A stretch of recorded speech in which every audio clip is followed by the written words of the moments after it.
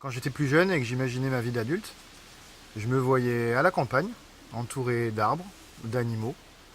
Euh, et un jour, je me suis mis à chercher mon petit paradis.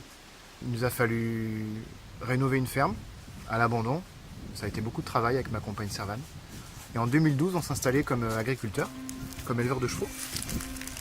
Et dans la foulée, je suis devenu très rapidement paysan distillateur, avec pour objectif de distiller des huiles essentielles biologiques.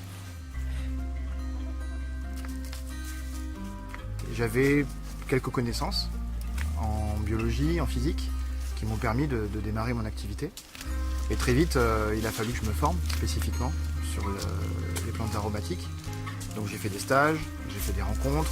J'avais une obsession, une envie, c'était de produire des huiles essentielles d'une qualité incomparable.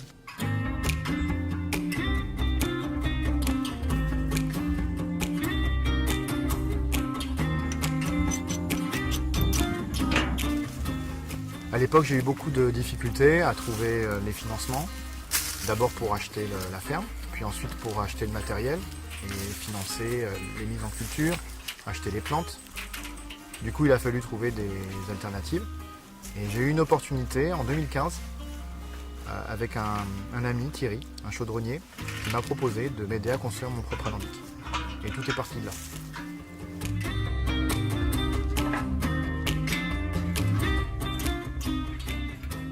On a appelé ce lieu la ferme de Vanadal, parce que c'est le nom de la rivière qui prenait source dans les collines où vivait ma grand-mère quand j'étais petit. Et c'est grâce à cet alambic maison de 200 litres que j'ai commencé à exercer mon métier de distillateur d'huile essentielle. Ce matériel, il a des limites et il ne permet plus de répondre aux besoins actuels, ni à mes propres besoins, ni aux besoins des producteurs avec lesquels je travaille. Et il ne me permet pas d'atteindre cette qualité qui m'est chère et sur laquelle je veux marquer ma différence en tant que producteur.